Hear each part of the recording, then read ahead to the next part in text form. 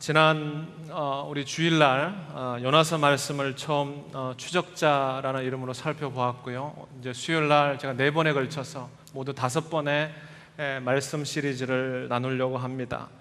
오늘 이제 2번째 시간인데요. 우리 요나서 1장 6절에서 12절 말씀을 우리 한번 찾으셔서 우리 하나님의 말씀 같이 한번 읽도록 하겠습니다.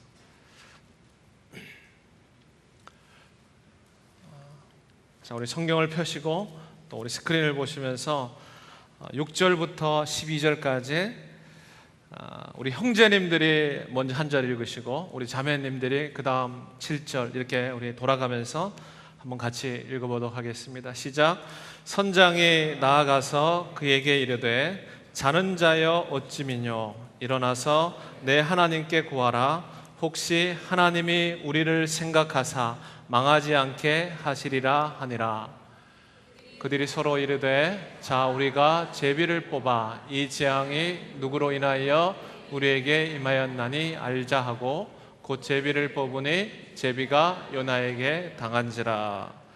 무리가 그에게 이르되 청컨대 이 재앙이 무슨 용고로 우리에게 임하였는가 고하라. 내 생업이 무엇이며 어디서 왔으며 고국이 어디며 어느 민족에 속하였느냐. 그가 대답하되 나는 히브리 사람이요 바다의 육지를 지으신 하늘의 하나님 여호와를 경외하는 자로다 하고 자기가 여호와의 낯을 피한 줄 알고 그들에게 구하였으므로 무리가 알고 심히 두려워하여 이르되 내가 어찌하여 이렇게 행하였느냐 하니라. 바다가 점점 흉흉한지라. 우리가 그에게 이르되 우리가 너를 어떻게 하여야 바다가 우리를 위하여 잔잔하겠느냐. 자, 같이 읽겠습니다. 그가 대답하되 나를 들어 바다에 던지라. 자, 그리하면 바다가 너희를 위하여 잔잔하리라. 너희가 이 폭풍을 만난 것이 나의 연고인 줄을 내가 아노라 하니라. 아멘. 말씀에 아멘 합시다. 아멘. 오늘 저 주신 말씀으로 붙들림이라는 제목으로 말씀을 나누겠습니다. 요나서는 4장밖에 안 되는 짧은 책입니다. 성경에 요즘 우리가 묵상하는 욥기서는 42장까지 있어요. 그 중에 10분의 1도 안 되는 짧은 책입니다. 4장밖에 없어요. 요나서 하면 사람들이 너무너무 잘 아는 내용입니다. 주일학교 때 단골로 등장하는 것이 이 요나의 물고기입니다. 교회 다니는 사람이라면 아마 이 요나를 삼킨 물고기를 모르는 사람이 없을 겁니다. 만화 영화에도 자주 등장하고요. 단골로 이 물고기가 뭐 고래냐 아니냐를 가지고 많이 이야기하기도 합니다. 제가 요나서를 말씀을 나누면서 준비를 하면서 요나서를 계속 반복해서 읽었습니다. 마음속에 이런 생각이 들었어요. 같은 재료라도 그것을 어떻게 요리하느냐에 따라서 그 맛이 달라지죠. 우리가 요나서를 어떤 각도에서 살펴보느냐에 따라 그 요나서의 맛이 달라집니다. 요나서의 주제는 물고기도 아니에요. 그 물고기가 고래냐 어떤 다른 동물이냐 사람이 물고기 속에 뱃속에 들어가서 살아 있으냐 없느냐 뭐 그걸 따지는 것이 요나서의 중심 주제가 아닙니다. 요나서의 주제는 복음입니다. 예수 그리스도 이야기예요. 모든 성경이 다 예수님의 이야기지만 특별히 요나서는 구약에 나타난 이야기 복음입니다. 큰 물고기냐에 초점이 있는 것이 아니라 도망가는 요나를 성경에 나와 있는 요나뿐만 아니라 지금 이 시대를 살아가는 저와 여러분의 요나를 끝까지 추적하시는 하나님의 은혜의 복음, 그것이 바로 요나의 줄거리입니다. 그게 요나의 핵심이에요. 사랑하는 성도 여러분, 저와 여러분들이 날마다 이 복음의 메시지를 듣기를 바랍니다. 날마다 순간순간마다 이 복음의 소식을 들어야 돼요. 아니 목사님, 저 예수님 믿고요 교회 10년 다녔고 20년 다녔습니다. 이렇게 저렇게 봉사하고 수많은 성김의 일을 감당했습니다. 이런저런 프로그램 다 해봤고요. 여러분 그래도 복음을 들어야 됩니다. 우리가 믿는 복음, 이건 듣기만 해도 되는 것이 아니라 날마다 그 복음을 먹어야 됩니다. 그 복음에 젖어들어야 되고 그 복음이 나를 살리는 것입니다. 그냥 예수 믿고 구원받았다 이 정도가 아니에요. 하루하루를 살아가는 에너지는 바로 그리스도의 복음에 있는 줄로 압니다. 소망을 주시는 에너지, 내가 살아갈 수 있는 이유, 넘어지고 일어설 수 있는 이유가 바로 이 요나서에 나오는 그 우리를 추적하시는 하나님의 은혜의 복음에 있습니다. 우리가 잘 아는 복음의 정수인 로마서, 그 속에는 정말 많은 사람들을 신금을 울리고 많은 사람들을 구원하게 했던 하나님의 그 놀라운 복음의 핵심이 로마서 가운데 있어요. 여러분 이거 아세요? 로마서는요 절대로 믿지 않는 사람에게 보내진 편지가 아닙니다. 로마에 있는 그리스도인들에게, 교회 다니고 수많은 일들을 하고 프로그램하고 많은 일들을 경험했던 섬김의 사역을 감당했던 사람들이지만 그 로마에 있는 사람들이 다시 한번 알긴 알고 듣긴 들었고 예수는 믿고 교회는 다니고 예배는 드렸지만 그래도 또 필요한 것이 뭐냐 하면 그리스도의 복음이라는 거예요. 그 사람들이 복음을 들어야 돼요. 사랑하는 성도 여러분, 우리들이 다시 살아나려면 내 심령 가운데 이 복음이 들려져야 됩니다. 여러분 골방에서 들려져야 돼요. 직장에서, 가정에서 내 심령 가운데 계속 하나님이 나를 추적해 오시는 이 사랑의 복음이 들려져야 돼요. 복음은 구원을 주신 하나님의 능력입니다. 그리스도의 이름을 고백하는 사람마다 우리의 심령을 울리고 살릴 수 있는 유일한 소망이요, 유일한 기대요, 유일한 우리들이 붙잡아야 될 에너지입니다. 저는 예배 드릴 때마다, 교회 나올 때마다 저와 여러분들이 이 복음에 감격할 수 있기를 축복합니다. 요나서는요 이야기 복음서예요. 스토리입니다. 그 스토리 가운데 하나님이 정말 추적해 오시는 사랑 가운데 그리스도의 복음을 이야기로 보여주고 있습니다. 수요일마다 진행되는 이 추적자 시리즈를 통해서 저는 다른 이야기 하고 싶지 않습니다. 나를 살려주신 그 복음을 소개하고 싶어요. 나를 건져주신, 나를 붙들어주신, 나에게 은혜를 주신 그 복음을 저는 여러분들에게 소개하고 싶습니다. 자, 요나서 어떻게 시작합니까? 1절. 자, 어떻게 시작하는지 1절 말씀을 한번 읽어봅시다. 시작. 여호와의 말씀이 아미떼의 아들 요나에게 임하니라 이르시되. 아미떼의 아들, 요나는 아미떼의 아들입니다. 아버지 이름이 아미떼예요. 이름이 참 특이하죠. 아미떼는 아멘이라는 단어하고 같은 어원을 가집니다. 요나 인생 가운데 아버지 이름이 아멘이에요. 아미떼예요. 아멘이라는 뜻이 뭡니까? 말씀에 내가 동의합니다. 그 말씀이 나를 살립니다. 그 말씀이 진실합니다. 하나님의 말씀만이 나의 유일한 소망입니다. 내가 그에 굴복합니다. 저는 저와 여러분들에게도 동일한 이 아멘과 같은 말씀이 임할 수 있기를 주의 이름으로 축복합니다. 말씀이 임해야 살아납니다. 내 인생 가운데 요나에게 임하셨던 그 말씀, 한 사람의 인생 가운데 한 사람의 인생을 뒤집어 놓을 수 있을 만한 그 하나님의 말씀, 성경에 태초에 하나님의 천지를 창조하시라고 말씀하셨던 그 하나님의 입에서 나오는 말씀, 그분의 말씀으로 요나의 인생은 시작하는 거예요. 저와 여러분들의 인생이 어떻게 시작되었습니까? 하나님 말씀으로 시작하는 거예요. 여러분, 하나님 우리에게 그냥 찾아오지 않습니다. 말씀으로 찾아오는 거예요. 말씀으로 임하는 거예요. 한 사람 한 사람에게 구체적으로 말씀하시는 거예요. 저는 하나님의 관심이 바로 요나인 줄로 믿어요. 여러분도 하나님의 관심이지만 제 안에 있는 요나, 제가 먼저 은혜 받아야 되고요, 제가 먼저 말씀이 임한 말씀을 붙들어야 돼요. 저는 요나 말씀을 묵상하면서 제가 많은 은혜를 받았어요. 책상에 앉아서 말씀을 준비하고 뒤척거리면서 말씀을 생각하고 묵상하면서 얼마나 말씀 속에 감격하는지 몰라요. 물론 요나처럼 도망가고 싶기도 하지만 너무 떨려요. 너무 긴장돼요. 어떨 때는 답답해서 왜 하나님의 말씀이 내 마음속에 부딪혀 오지 않을까, 냉랭한 내 가슴을 부둥켜 앉으면서 답답하게도 때로는 도망치고 싶어요. 저는 여러분의 심령 속에 하나님이 여러분의 심령 속에 다시 한번 말씀의 꿈으로 회복시켜 줄 줄로 믿습니다. 말씀이 나를 이끌어가는 거예요. 살았고 운동력인 하나님의 말씀이. 근데요, 요나 가운데 말씀이 때로는요 이해되지 않는 상황으로 찾아옵니다. 다 읽으면 다 맞는 이야기 같고 다 내가 받아들일 수 있는데, 어떻게 보면 거의 대부분의 말씀은 내가 읽어도 그런 것 같기도 하고 이해가 되는 것 같지가 않을 때가 너무너무 많아요.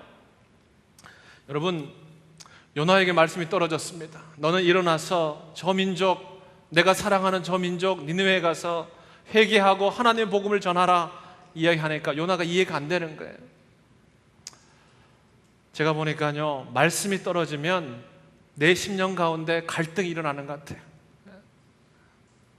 사랑하라, 용서하라, 내 이웃을 내 몸과 같이 주는 그리스도죠 살아계신 하나님의 아들입니다 고백하면서도 내 심령 가운데 정말 내가 그렇게 살아가야 되는데 그렇지 못한 내 자신을 보면서 갈등을 일으키는 거예요. 부딪히는 거예요. 정말 말씀을 맞는데 잘 안 돼요. 저도 잘 안 돼요. 하필은 왜 그 나라에 가서 말씀을 전하라는 이야기인가? 말씀이 떨어지면 우리들의 육적인 갈망과 부딪히게 돼 있어요. 예배를 드리고 하나님을 찬양하고 기도하는데 정말 그렇게 살고 싶지만 내 힘만으로는 안 된다는 걸 인정하는 거예요. 그래서 우리가 도망자라는 겁니다. 내가 하나님을 예배하고 하나님을 찾는 것 같지만 내 심령 깊은 곳 속에서는 끊임없이 하나님으로부터 달아나는 마음이 있어요. 결국 요나가 도망칩니다. 요나가 도망자예요. 여호와의 낯을 피하려고, 주일날 제가 말씀드렸죠. 여호와의 낯을 피하는 거예요. 거기가 죄라 그랬습니다. 하나님의 얼굴을 피하는 것, 하나님의 임재의식을 거부하는 것, 하나님의 살아계신 손길을 의식적으로 의도적으로 무시하는 것, 도망자입니다. 완전 정반대로 도망쳐요. 북동쪽 니느웨 북동쪽으로 500마일 떨어진 곳입니다. 북동쪽으로 가야 되는데 요나는 완전 정반대 방향으로 도망칩니다. 저 지중해 끝 서쪽 다시스, 완전히 반대 방향으로 도망칩니다. 여러분, 죄는요 하나님의 정반대 방향으로 뛰는 거예요. 하나님과 상관없이 살아가는 거예요. 하나님을 피하는 것, 하나님을 외면하는 것, 하나님의 음성을 무시하는 것, 그것이 죄입니다. 죄예요. 참 죄 이야기가 저도 마음이 무겁습니다. 근데 어쩔 수 없어요. 성경은 선언합니다. 우리는 죄와 허물 가운데 죽었던 도망자라고 이야기합니다. 이거 인정해야 돼요. 다시 살아나려면 우리의 절망을 이야기해야 돼요. 다시 회복하려면 우리들이 어떠한 사람이라는 것을 철저하게 깨닫고 고백해야 돼요. 우리가 얼마나 죄인인가 하면 끈질기게 죄인이에요. 저는 끊임없이 죄가 저를 괴롭혀요. 내 속에는 육체의 소욕과 하나님의 경건의 소욕이 날마다 부딪혀요. 근데 더 큰 은혜와 사랑은 뭐냐면 그 끈질긴 죄인인 나를 하나님은 끈질기게 추적해 오신다는 거예요. 끈질기게 다가오신다는 거예요. 오늘도 끈질기게 나의 심령을 두드려서 예배자로 세우시고 마는 그 하나님의 사랑. 여러분, 여기까지 오기에 얼마나 힘들었습니까? 하루 종일 직장에서 또 가정에서 최선을 다해 지친 몸을 안고 일하면서 예배자로 앉아있는 것 절대로 쉬운 일이 아닐 거라고 생각해요. 그러나 하나님은 끈질기게 우리를 은혜로 추적해 오십니다. 끈질기게 사랑의 음성으로 나를 다가오시는 거예요. 요나서는 그래서 저와 여러분들의 이야기입니다. 요나, 나의 이야기예요. 참 하나님은요, 저는 이 말씀 읽으면서 하나님 속도 없는 분 같아요. 이렇게 불순종하고 도망갔으면 그냥 내버려 두면 되는데, 그냥 지 혼자 잘 먹고 잘 살았고 내버려 두면 되는데 끝까지 찾아오세요. 끝까지 쫓아오세요. 자, 하나님이 쫓아오시는 방법. 자, 이제 오늘 말씀 좀 더 구체적으로 봅시다. 어떻게 하나님의 은혜의 손길로 우리를 추적해 오시는가? 자, 먼저 4절 말씀 읽어봅시다. 시작. 여호와께서 대풍을 바다 위에 내리심에 바다 가운데 폭풍이 대작하여 배가 거의 깨어지게 된지라. 먼저 환경을 움직이십니다. 여기 보면 대풍을 움직이세요. 큰 폭풍을 움직여서 요나로 하여금 그 배를 타고 도망가는 그에게 하나님의 손길로 임하시는 겁니다. 자연 환경을 움직이서라도. 환경을 바꾸셔라도, 사는 곳을 바꿔서라도, 주변 환경을 통해서, 하나님의 자연 환경을 통해서 끊임없이 요나를 쫓아오세요. 저와 여러분들이 이제 살아가면서 수많은 환경들을 만나지 않습니까? 살아가면서 수많은 환경들 가운데 하나님은 환경을 바꿔서라도, 자연 환경을 바꿔서라도 불순종하는 나를 내버려 두지 않고 하나님의 뜻을 이루어내는 하나님의 열심. 여러분 기억하세요. 나의 죄가요, 하나님의 뜻을 절대로 막을 수 없습니다. 나의 불순종이 하나님의 뜻을 좌절되게 하지 못해요. 우리들의 아무런 우리 큰 힘과 자랑이 하나님의 손을 막을 수 없는 거예요. 그걸 겸손하게 인정해야 돼요. 자, 배는 깨어집니다. 하나님 환경으로 손대니까 배가 깨어져요. 정신없어요. 근데 요나가 뭘 하고 있는지, 자, 5절 말씀, 5절 읽어볼까요? 시작. 사공이 두려워하여 각각 자기의 신을 부르고 또 배를 가볍게 하라고 그 가운데 물건을 바다에 던지니라. 그러나 요나는 배 밑창에 내려가서 누워 깊이 잠이 든지라. 배 밑창에, 하나님을 떠나면 점점 내려간다고 그랬어요. 욥바로 내려갑니다. 배로 내려갑니다. 더구나 거기 배 밑창으로 내려가요. 여러분, 하나님을 멀리하면 우리의 인생은 내리막길입니다. 우리의 인생은 내리막길 뿐만 아니라 브레이크 없이 내려가요. 점점 더 내려갑니다. 더 내려갑니다. 거기서 쿨쿨 자요. 지금 보세요. 다른 사람은요 다 죽게 되었다고 아우성칩니다.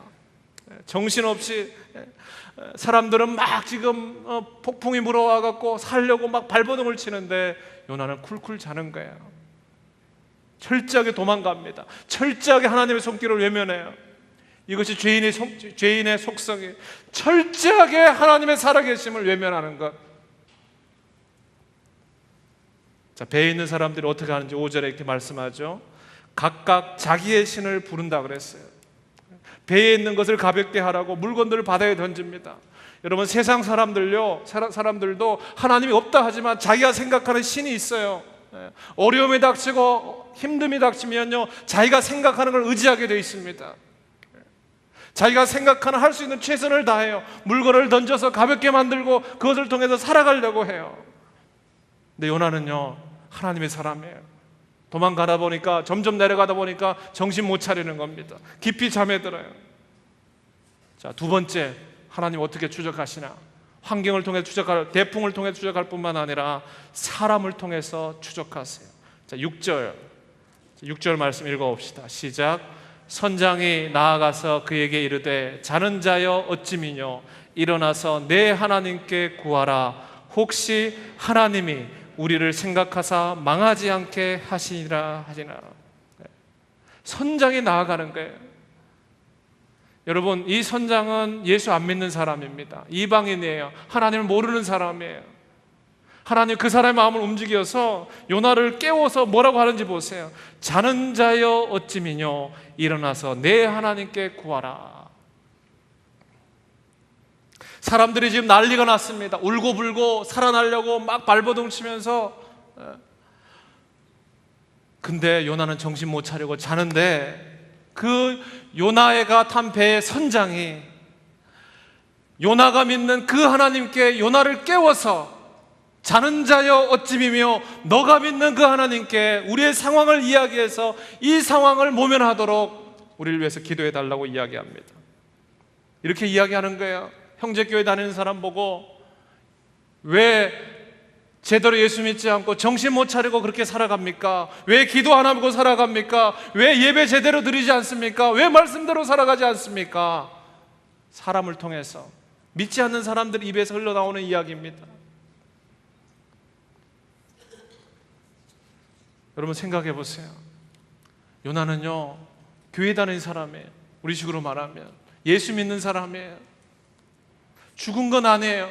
살아있어요. 교회는 다녀요. 예배는 드리지만 생명은 붙어있지만 그 심령 속에 새겨진 복음의 말씀대로 살아가지 않으니까 주위 사람들이, 예수 모르는 사람들이, 교회 안 다니는 사람들이 손가락질하는 거예요. 정신 차려라. 여러분 기억하세요. 우리가 제대로 못 살면 사람들이 우리를 향해서 자기 입을 벌려서 우리를 향해서 하나님의 마음을 쏟아놓기 시작합니다. 우린 그 사람들의 귀의 소리를 귀 기울여야 돼. 물론 때로는 말도 안 되고 정말 조롱하고 비난하는 소리도 있지만, 때로는 우리가 제대로 살지 못하면, 우리가 복음대로 살지 못하면, 우리가 예수 믿는 사람답게 살지 못하면 하나님 믿지 않는 사람들의 입을 통해서 자는 자여 어찌미요. 저는 우리가 영적으로 깨어날 수 있기를 주의 이름으로 축복합니다. 내가 정신 안 차리면요, 하나님의 주변의 환경에 폭풍을 불어오세요. 정신 차리라고. 그래도 정신 못 차고 잠자고 있으면 주위 사람들 입을 열어갖고, 사람들의 입을 열어서 오죽하면 믿지 않는 선장이 찾아오겠어요. 너 교회 다니지? 형제 교회 다니는데 왜 그렇게 사냐고.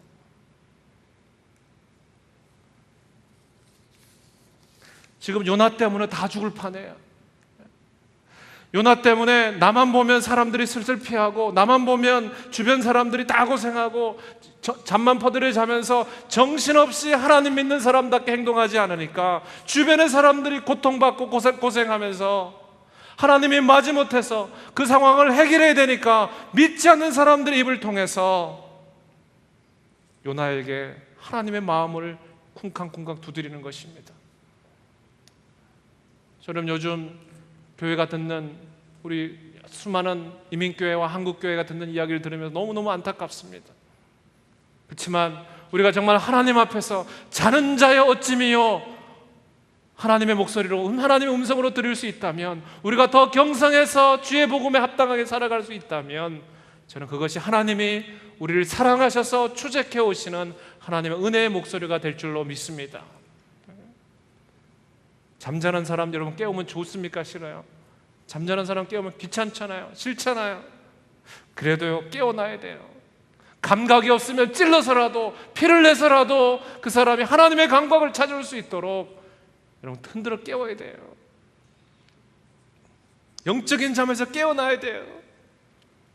다윗이 부하들은 피가 흘리는 전쟁터에 보냅니다. 다 내보내. 그리고 자기는 낮에 어슬린 거다 낮잠 자다 늦게 일어났다가 목욕하는 그녀를 봐 유혹에 넘어갑니다. 삼손이 성령으로 구별된 하나님의 나실인이었어요. 여인의 품에서 헬렐레하고 정신 팔고 잠자다가 두 눈이 뽑히고 멸망하게 됩니다. 영적인 잠에 빠지면 하나님은 하나님의 사람이라 할지라도 하나님의 방법으로 새로운 일들을 행하시는 거예요. 바울이 전도여행을 떠났습니다. 은혜로운 말씀이 선포돼요. 저 말씀 붙들고 내가 살아야지. 저 말씀이 내 능력이야. 저 말씀이 나를 구원해 주실 거야. 많은 사람들이 설레이면서 그 말씀으로 하나님의 교회가 유럽과 아시아 가운데 세워졌어요. 근데 그 시간에, 말씀을 듣는 그 시간에 유두고가 창틀에서 어떻게 했습니까? 창틀에 걸터앉아 졸다가 떨어져서 죽고 말았어요. 여러분 예배 시간에 졸지 마십시오. 창틀에 앉지 마세요. 사랑하는 성도 여러분, 지금이 바로 깨어야 될 때입니다. 쿨쿨 자다가 깨어날 때예요. 지금이 바로 기도할 때입니다. 지금이 바로 예배 드릴 때예요. 지금이 바로 말씀 가운데 다시 한번 그리스도의 복음으로 말미암아 내 인생을 재조명할 때예요. 아무도 아멘 안 하시네.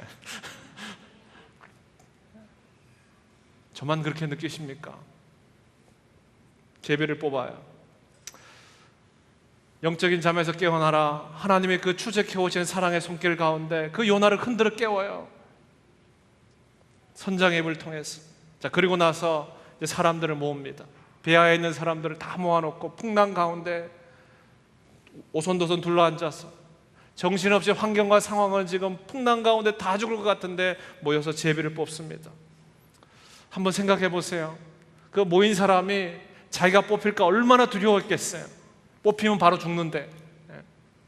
근데 그때 누가 딱 걸립니까? 요나가 걸려요. 딱 걸려요. 여러분 기억하세요. 하나님의 사람은요 딱 걸리게 돼 있어요. 나쁜 일 하면 하나님의 사람은 딱 걸리게 돼 있어요. 세상 사람은 사기쳐도 요리조리 도망가지만 하나님의 사람은, 예수 믿는 나는 처음에 딱 걸리게 돼 있어요. 걸리는 게 은혜입니다. 걸리는 게 축복이에요. 그러다가 계속 뒤처지고 도망가다가 제일 나중에 얻어맞고 하나님 앞에 돌아오는 것이 아니라 빨리 걸리는 게 하나님의 은혜인 줄로 믿습니다. 그때 딱 걸려야 돼요. 하나님의 사람은 하나님의 길을 가야 돼요. 피하면, 도망가면,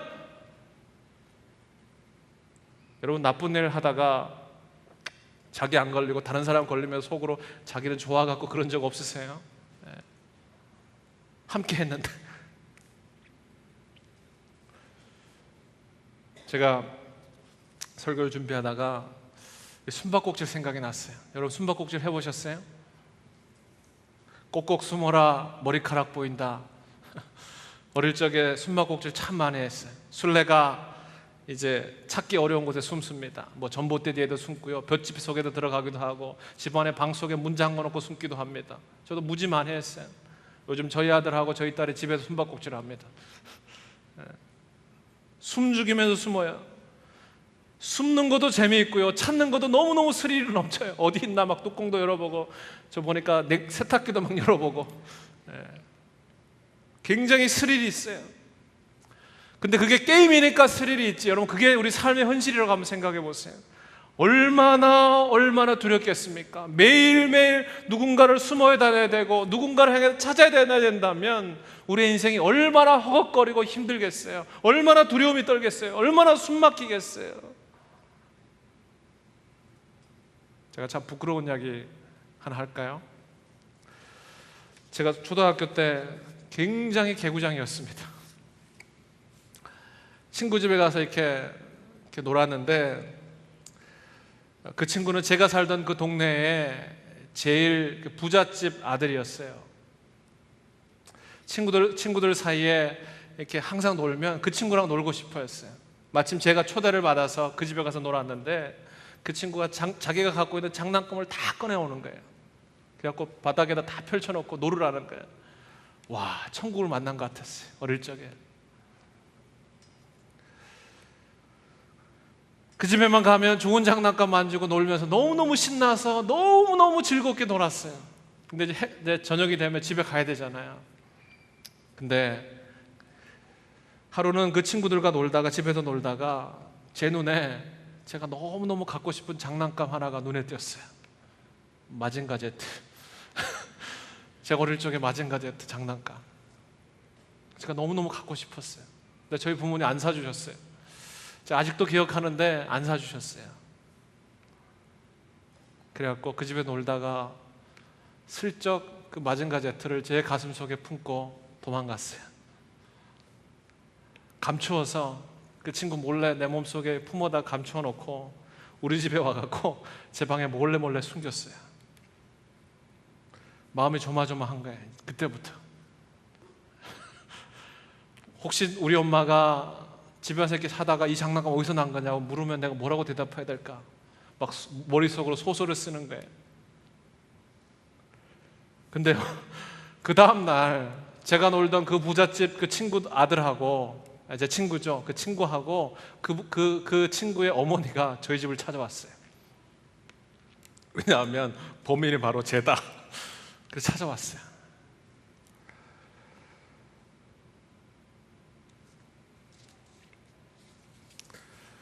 그리고 놓고 이제 같이 놀다가 이렇게 했는데 장난감이 없어지니까 혹시 그 장난감 봤냐고 저한테 물어보는 거예요.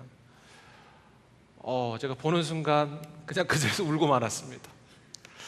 그리고 얼굴이 벌개져 갖고 그냥 그 장난감을 꺼내 갖고 그 친구한테 줬어요. 모든 게 들통난 거죠. 그날 밤 저희 집에서는 곡소리가 났습니다. 아버지한테 죽도록 맞았어요. 근데 그때 저희 아버님이 했던 이야기 중에 잘 안 잊어버렸죠. 내가 너를 믿었는데 네가 이럴 수 있느냐. 제가 붙잡힌 거예요, 범인으로. 근데요, 그 하루 동안 장난감을 훔쳐와서 내 몸속에 감춰갖고 내 집에 가져가서 그 다음날 내가 들킬 때까지 하루 동안에 내가 그걸 들켰으면 어떻게 될까? 간이 콩알만해지고 두근두근하고 너무너무 숨고 싶고 도망가고 싶었어요. 자유함이 없었어요. 제가 설교를 준비하면서 그때 그 사건이 생각났어요. 그러면서 계속적으로 하나님께서 이렇게 말씀하는 것 같아요. 그게 바로 죄란다. 죄의 속성은 차라리 드러나면 사람들 앞에 고발되면 부끄럽고 고통스럽지만 수치지만 오히려 동시에 자유함을 주는 것이 바로 이렇게 도망친 것이 드러나는 거예요. 여러분, 제비가 뽑히면 요나는 죽습니다. 요나 때문에 수많은 사람들이 고통받고 범죄받는 그 대풍의 원인이 생겼다는 걸 알고 그 사람들 죽어요. 그래도 그 사실이 드러나는 것이 새로운 길을 갈 수 있는 하나님의 복음의 메시지예요. 자유함을 주는 거예요. 자라면서 그보다 더한 죄도 많이 졌어요. 뭔지는 물어보지 마세요. 그러나 하나님이 저를 자유케 해주셨어요. 그리스도 안에 있는 그리스도의 생명의 손길을 붙들 때마다 내가 만일 나의 죄를 자백하고 고백하면 하나님은 미쁘시고 의로우사 모든 불의에서 나를 깨끗게 하신다는 그 복음의 메시지를 믿기 때문에 내 마음 가운데 음욕이 일어날 때마다 하나님 앞에 고했어요. 내 마음 가운데 사람을 미워할 때마다 하나님은 사람 살인한 것보다 더 크다고 이야기했을 때 그 말씀을 들을 때마다 하나님 앞에 고했어요. 하나님, 저는 죄를 깨끗게 하셨어요. 사랑하는 성도 여러분, 안 들키는 것보다 들키는 것이 자유함을 주는 거예요. 하나님 앞에 고백하세요. 하나님 앞에 내놓는 것이 우리가 살 길입니다. 요나가 이제 드디어 붙잡혔어요. 제비를 뽑히니까 붙잡혔어요. 모든 것이 자기 때문이라는 것이 밝혀졌어요. 저는 이 말씀을 묵상하면서 요나가 모든 것이 다 드러났을 때 요나가 했던 행동을 한번 보았으면 좋겠어요. 12절 말씀, 12절. 자, 우리 12절 말씀 한번 같이 읽어봅시다. 시작. 그가 대답하되 나를 들어 바다에 던지라. 그리하면 바다가 너희를 위하여 잔잔하리라. 너희가 이 큰 폭풍을 만난 것이 나의 연고인 줄을 내가 아노라 하니라. 나를 들어 바다에 던지라. 무슨 말입니까? 제가 죄인입니다. 제 탓입니다. 저를 바다에 던져 주시옵소서. 모든 것이 제 책임입니다. 여러분, 이 고백이 나를 추적하시는 하나님의 은혜로운 손길에 대한 죄인의 고백입니다. 우리가 날마다 주님 앞에 복음 앞에 설 때마다 하나님, 나를 추적하시는 하나님의 사랑 앞에 우리들이 해야 될 믿음의 선언이에요. 나를 들어서 바다에 던지라. 잘못이 요나에게 있다는 거예요. 나에게 있다는 거예요. 상황이 어렵고 환경이 어려워지고 문제가 생길 때마다 세상을 탓하고 다른 사람은 손가락질 하지만 끊임없이 복음은 뭐라고 이야기하냐면 죄가 죄인입니다. 내가 죄인입니다. 사람은 자꾸 세상 탓을 합니다. 문제가 많다고 지적해요. 여러분, 문제가 많은 거는 저뿐만 아니라 모든 사람들이 다 알고 있어요. 문제를 지적해서는 절대로 그 문제가 해결되지 않아요. 아픔을 이야기한다고 해도 절대로 그 문제가 해결되지 않아요. 그 문제와 아픔이 주님, 제 탓입니다. 제가 잘못했습니다. 저를 던져서 바다에 던져주세요. 이것이 하나님의 은혜 복음에 대한 우리들의 반응이어야 됩니다. 신앙은요, 제가 말씀을 묵상하고 요나서를 계속 읽어보면서 느끼는 게 그거예요. 내가 죽고 예수님으로 사는 거예요. 요나가 물고기 뱃속에 들어갔다, 던져졌다, 바다에 던져졌다, 거기서 머무는 것이 아니라 요나가 죽어야 예수님으로 인해서 세상이 사는 거예요. 요나가 죽어야 가정이 살아가는 거예요. 요나가 죽어야 교회가 사는 거예요. 제가 죽어야 교회가 삽니다. 내가 그리스도와 함께 십자가에 못 박혔나니 그런즉 이제는 내가 산 것이 아니요 오직 내 안에 그리스도께서 사신 것이라. 하나님, 제 탓입니다. 제가 잘못했습니다. 이 폭풍을 만난 것도 제 탓이고 제 잘못입니다. 내 자녀의 방황도 제 잘못입니다. 내가 하나님 앞에 기도의 제단이 없었기 때문입니다. 내 교회의 연약함도, 이 사회의 어두움도, 내 이웃의 아픔도 제 책임입니다. 저는 우리 교회 가운데 가정의 문제와 또 우리 세상의 문제와 우리 교회 연약함의 문제를 하나님 앞에 두고, 하나님 제 탓입니다, 제가 잘못했습니다, 마치 느헤미야가 이스라엘 성벽이 회파된 모습을 보면서 하나님, 내 조상이 하나님 범죄하고 잘못했지만 나와 내 집이 범죄하였기 때문에 하나님이 저를 들어서 기도하게 하시는군요. 회복은요, 하나님 앞에다 제 자신의 연약함을, 제 자신의 죄성을, 내 자신의 부족함을 고백할 때부터 회복은 시작되는 것입니다. 다른 사람이 변해서 문제가 해결되는 게 아니에요. 상황이 바뀌어서 문제가 해결되는 것이 아닙니다. 내가 변했기 때문에 내가 하나님 앞에 죄를 고백하고, 내가 하나님 앞에 철저하게 하나님 은혜의 손길에 고백하고, 하나님 앞에 범죄했다는 사실을 인정했을 때,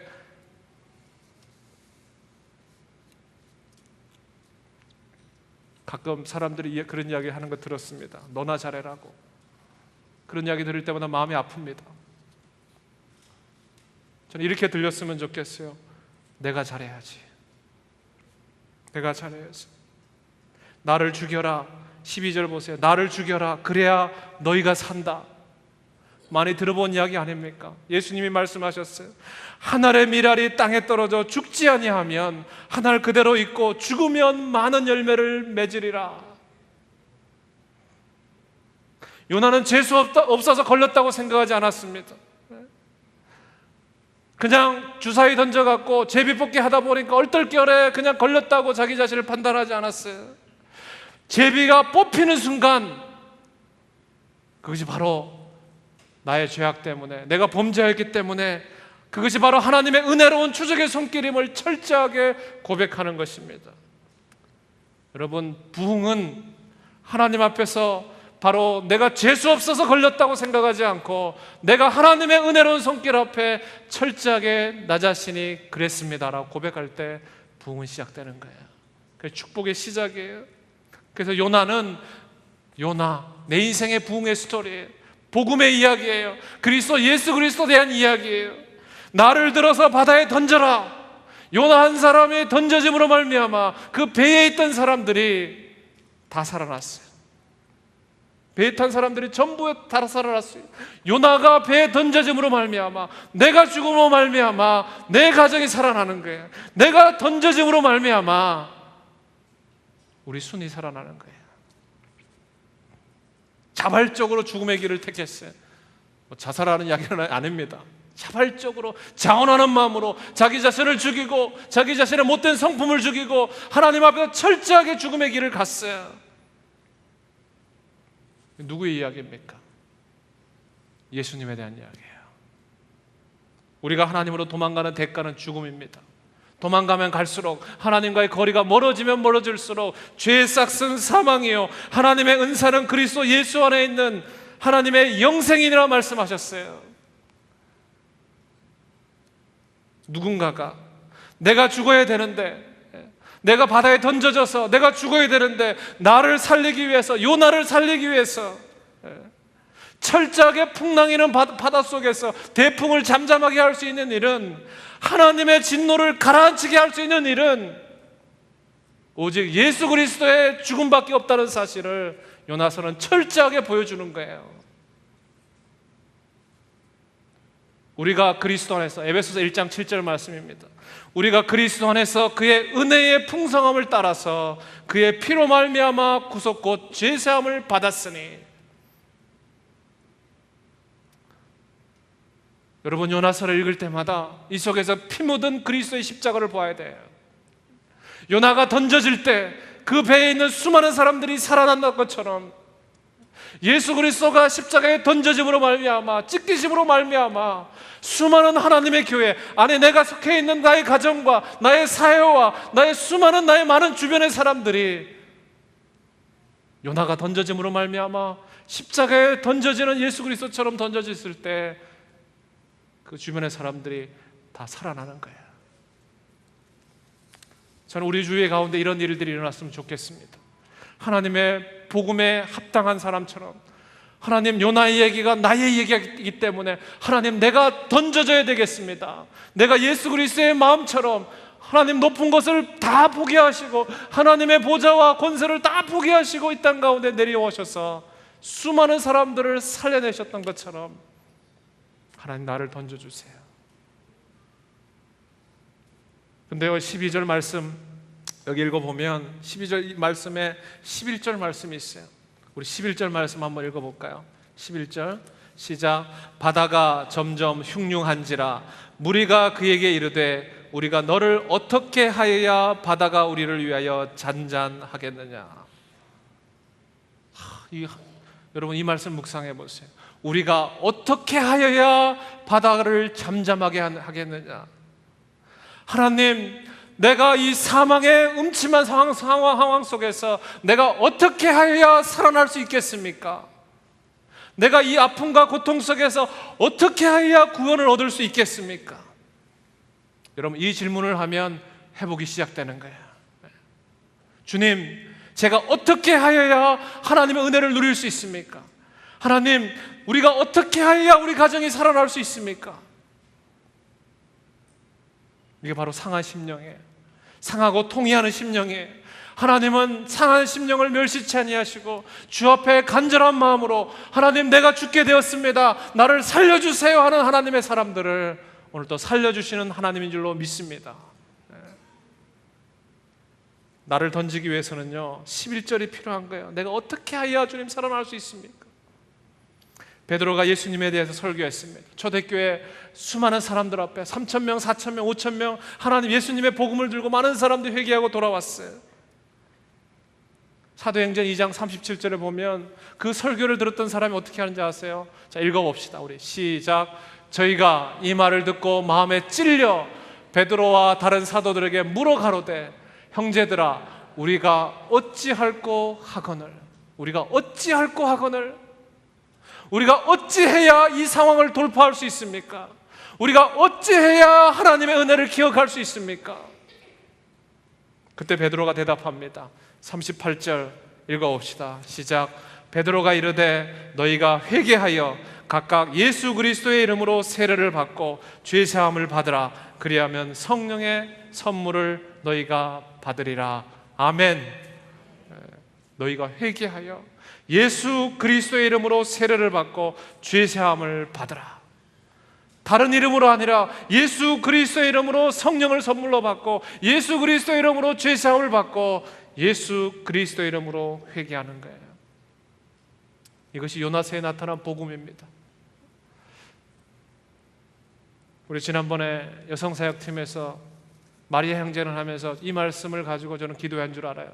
우리가 이 말씀을 놓고 동일하게 한번 기도했으면 좋겠어요. 역대하 7장 14절 말씀입니다. 역대하 7장 14절 우리 같이 한번 읽어볼까요? 시작.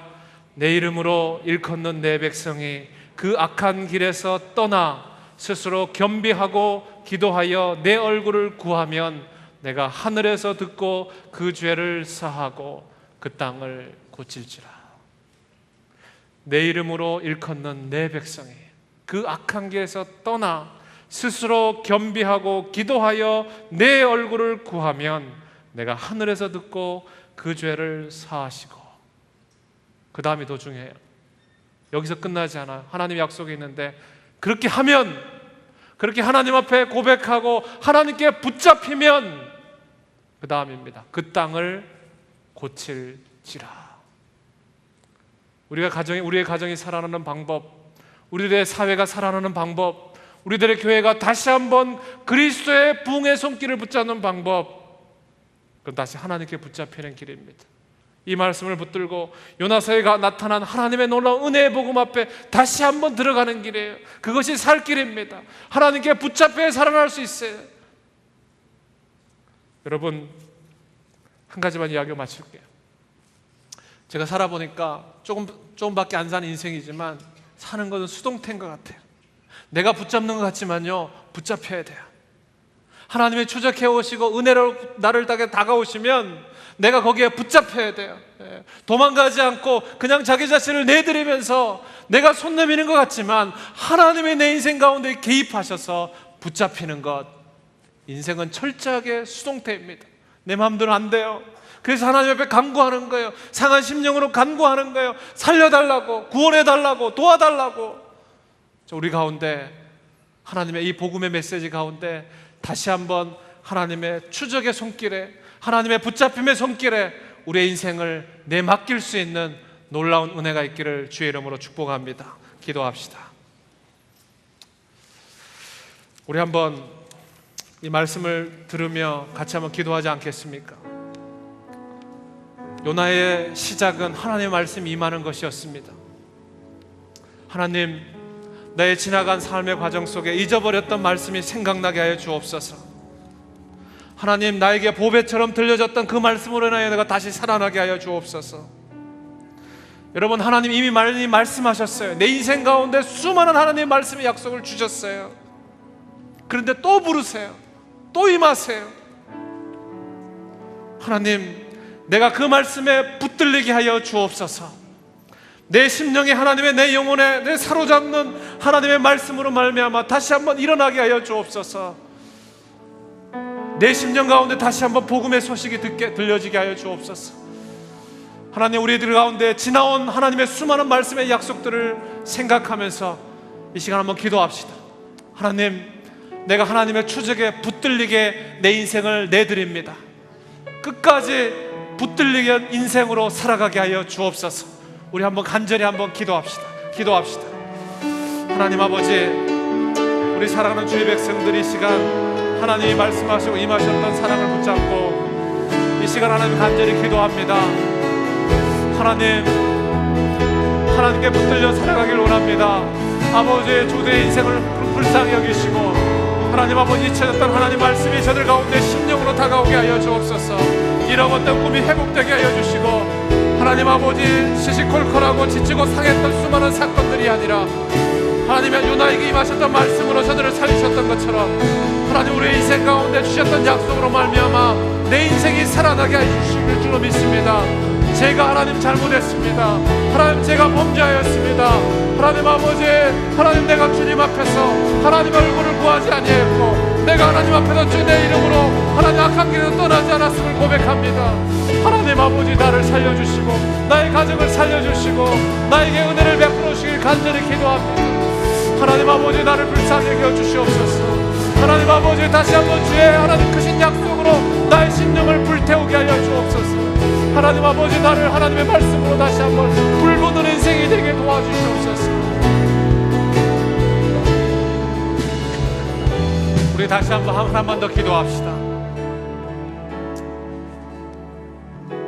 우리가 하나님께 붙잡히려면 우리가 가장 먼저 해야 될 것이 있습니다. 그것은 뭐냐면 우리의 죄를 고백하는 것입니다. 하나님, 제가 죄인입니다. 제 탓입니다. 내가 먼저 죽어야 가정이 살고 내가 먼저 하나님 아버지 그리스도의 십자가에 못 박혀야 하나님 아버지 우리 교회 가운데 하나님의 놀라운 붕의 손길이 또 임하게 되는 줄 믿는데, 하나님, 나를 불쌍히 여겨 주옵소서. 내가 만일 나의 죄를 고백하고 자백하면 저는 미쁘시고 의로우사 모든 불의에서 우리를 깨끗게 하신다고 말씀하셨습니다. 하나님, 우리 가운데 하나님의 추적의 손길에 붙들길 원합니다. 하나님, 환경을 통해서 말씀하시고 사람을 통해서 말씀하시는 그 하나님 앞에 내가 고백하오니 하나님, 나를 불쌍히 여겨 주옵소서. 나를 도와주시옵소서. 우리 한번 우리의 연약함의 허물과 지나온 수많은 상처들과 아픔들을 주 앞에 토해내면서 하나님 앞에 간절히 매달립시다. 하나님, 나를 도와주세요. 나를 불쌍히 여겨주세요. 한번 기도합시다. 하나님 아버지, 요나에게 임하셨던 그 하나님 말씀을 해다여 주 앞에 내 죄를 도설합니다. 하나님, 저는 죄인입니다. 모든 것이 제 탓입니다. 하나님 아버지, 모든 것이 제 책임입니다. 하나님이 추적하시는 사랑의 손길 앞에 내 인생을 고백하며 하나님 아버지, 내 죄를 고백합니다. 아버지, 나를 불쌍히 여겨 주옵소서. 하나님, 나에게 다시 한번 은혜로 다가오시는 나를 추적하신 하나님의 사랑 앞에 하나님 붙들리기를 소망합니다. 아버지, 그 복음으로 나를 감싸라 주시고 그 놀라운 사랑으로 다시 한번 일으켜 세워주시옵소서. 하나님 아버지, 그 사랑으로 우리를 붙들어 주시옵소서. 하나님, 우리 사랑하는 주의 백성들 한 사람 한 사람을 하나님의 은혜로 다시 한번 저들을 붙들어 세워주시고 일으켜 세워주시고, 하나님의 저들의 비즈니스 가운데 태풍이 불군다면 하나님 아버지, 저들 가운데 주님 돌이키게 하여 주시고 주의 사랑 앞에 반응하게 하여 주시고 주의 놀라운 은혜 앞에 다시 한번 돌아올 수 있도록 도와주시옵소서. 하나님 아버지, 하나님 아버지, 우리를 긍휼히 여겨주시길 간절히 기도합니다. 하나님 아버지, 이 시간 주 앞에 돌아갑니다. 제가 죄인이고 하나님 풍랑과 수많은 사람들의 소리에서 들려나오는 하나님의 음성이 바로 나를 향한 것임을 이 시간 고백합니다. 나의 죄를 토설합니다. 나의 연약함을 주 앞에 고백합니다. 상한 자의 마음을 하나님 외면하지 않으시고 주께서 멸치치 않으시고 주의 은혜로 다가오시며 추적하시며 다시 한번 은혜로 기회를 주시고 사랑하시는 하나님의 손길이 예수 그리스도로 말미암아 우리 가운데 주어졌음을 믿습니다. 하나님 아버지, 주의 은혜로 말미암아 우리의 가정을 다시 한번 회복시켜 주시옵소서. 하나님 아버지, 주의 사랑으로 말미암아 주의 추적하시는 손길로 말미암아 내 인생에 다시 한번 하나님의 놀라운 복음을, 부흥을 허락하실 줄로 믿습니다. 다시 한번 주께 나아갑니다. 날 새롭게 하여 주옵소서. 주의 은혜를 부어 주옵소서. 내 안에 발견한 연약함 모두 주님 앞에 올려드리오니 우리의 기도를 받아 주옵소서. 우리의 심령을 받아 주옵소서. 하나님 앞에 나아갑니다.